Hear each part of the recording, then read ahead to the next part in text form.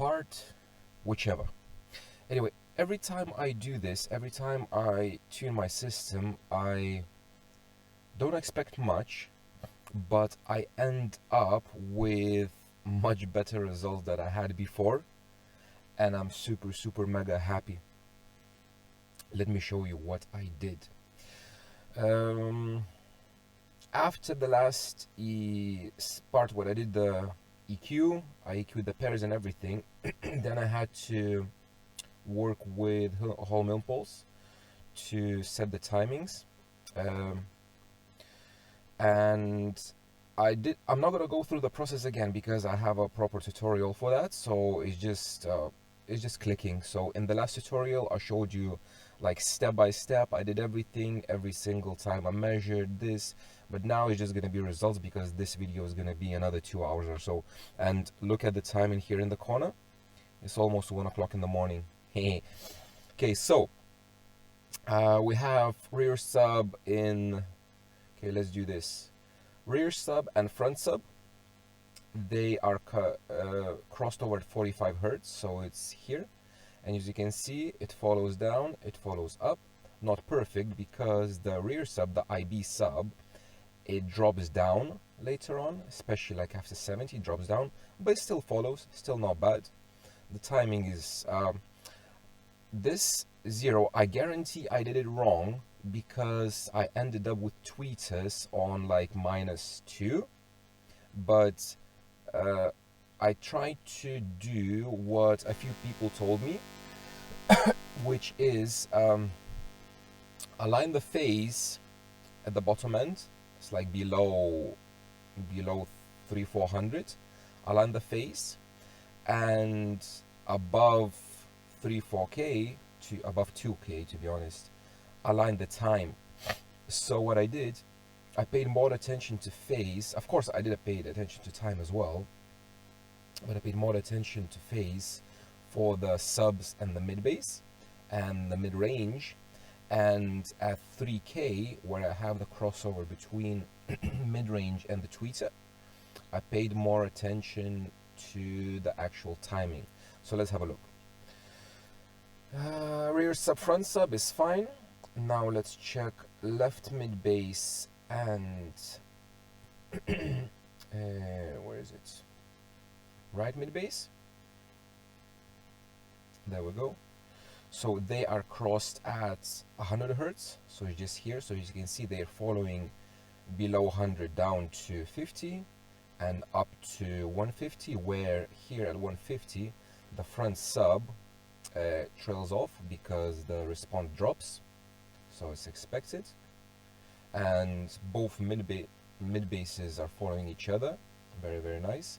It's just here, and here I have exactly the same on the mid range at one place. It looks like a phase wrap, an extra phase wrap, and I'm just wondering if it could be just because you're taking measurement in a single mic position and it's like a small cancellation or something.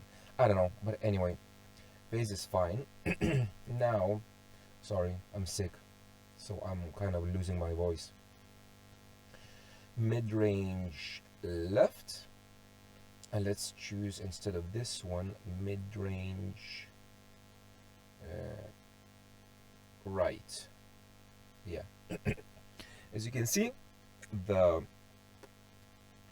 timing is, the starting to rise time is close to 0. It goes a bit into minus, I don't know why, but the phase is spot on. So it's like from 70, and all the crossover is 180 if you remember, so all the crossover region spot on, and here as well. And if I'm gonna zoom in right here, like this area, you can see I'm gonna remove the mid bass. So this is the mid ranges, left and right mid range. Let's zoom in into this area. As you can see, this follows, this here follows, this follows, everything is spot on except for this area at like between like 300 and 450. It looks like it would need an all-pass filter, maybe. But I didn't experiment with this because the response is fine. It doesn't. Actually, let's check for at 400 hertz. Do I have an issue? I have an issue at 350, 360, but not at 400. So I don't know. But it sounds good. Everything is fine, and the rest of the phase is following everything. So mid-ranges, and let me just zoom in into the timing as well. And just like that, as you can see, for some reason, the offset kind of is pushed a bit, but it's fine because the phase is fine and they line up with each other, and they do line up with the bass. So the bass, the mid bass, starts to rise here somewhere, or here it goes down because it's very difficult to see, but it looks fine. So now let's leave one of the mid-range and click on the tweeter, left tweeter, and right tweeter. Okay. There we go. And for these, it was just the timing, not the phase. So I don't know if you will be able to see. The red one is the mid-range. It starts somewhere here at 2.8, and if I zoom in into the tweeters themselves, they start as well. So like the mid-range, it starts rising here. Actually, I zoomed it too, but just like that. A bit too much. There we go. So the mid-range starts rising here, and the tweeter as well starts rising here. However, mid-range and tweeter timing is not final. Actually, what I did is, after I did this with the Holm Impulse, what I did is I played Emma tracks, which says like left center, right, left, and center. I played those tracks, and what I did, I muted all of them, all the speakers, and I left only the tweeters. And I played, is it EF? Yeah, only the tweeters. So I left only the tweeters, and I was playing that through the tweeters, the center on the repeat. And I then went on time, and I started playing with the timing for the tweeters. So what I did, I went like in 0.3 increments until the stage, the center itself, shifted to the center. Because after Home Impulse, it was like, imagine this whole page as the car. So after Home Impulse, the center was somewhere here, and I had to push it a bit. So I knew that my levels are fine because I did level match the speakers spot on. So it's going to be the timing issue. And when I started to play with these times, it shifted the center to the center. So I did the same with the tweeters. Then I muted the tweeters, unmuted the mid-range, did exactly the same with the mid-range, tiny bit with the delay, muted the mid-range, and exactly the same with the mid-bass. And now my center, I'm very happy to say, is where it's supposed to be. So after the timing, I wanted to check how everything sums, and